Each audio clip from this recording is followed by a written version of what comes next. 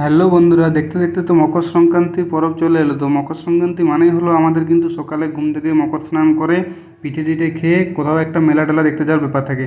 তো চলো তোমাদের কাছে দেখানো যাক যে এমন একটা জায়গা যেখানে কিন্তু তোমরা এলে পুরো তার একটা সুন্দর মুহূর্ত উপভোগ করতে পারবে। তো জায়গাটা হলো তিউড়া।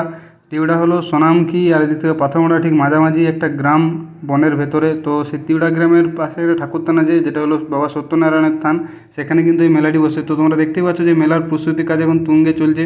এবং এই যে হরিমঞ্চটি, এটিও কিন্তু এই বছর নতুন করে প্রস্তুত করা হলো, যেটার কাজ সম্পূর্ণরূপে হয়ে গেছে, কারণ এই মেলাটা রয়েছে তো সামনেই।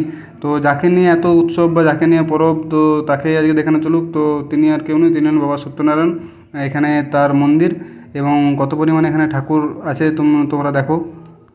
অনেক দিন বাদে যেহেতু আমি গিয়েছিলাম ওখানে, তো প্রথমে আমি ঠাকুরের দর্শন করে নিলাম। তোমরাও একটু ঠাকুরের দর্শন করে নাও।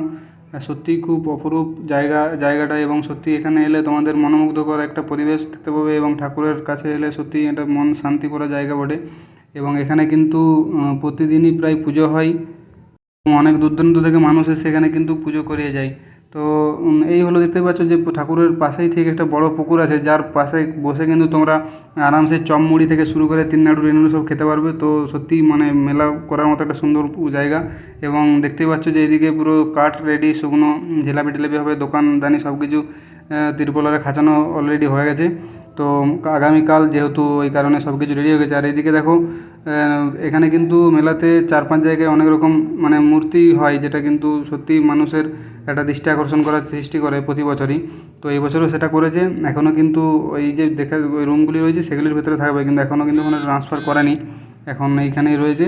তো তোমাদের ভিডিওটি কেমন লাগলো অবশ্যই কমেন্ট করে বলতে ভুলো না। যদি ভালো লাগে অবশ্যই শেয়ার করবে।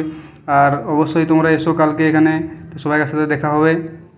আর এই মেলাটিতে ভুলো পাত্রা থেকে শুরু করে ওইদিকে পাথরঘাটা সোনামুখী থেকেও কিন্তু মানুষ এখানে মেলা উপভোগ করতে আসে।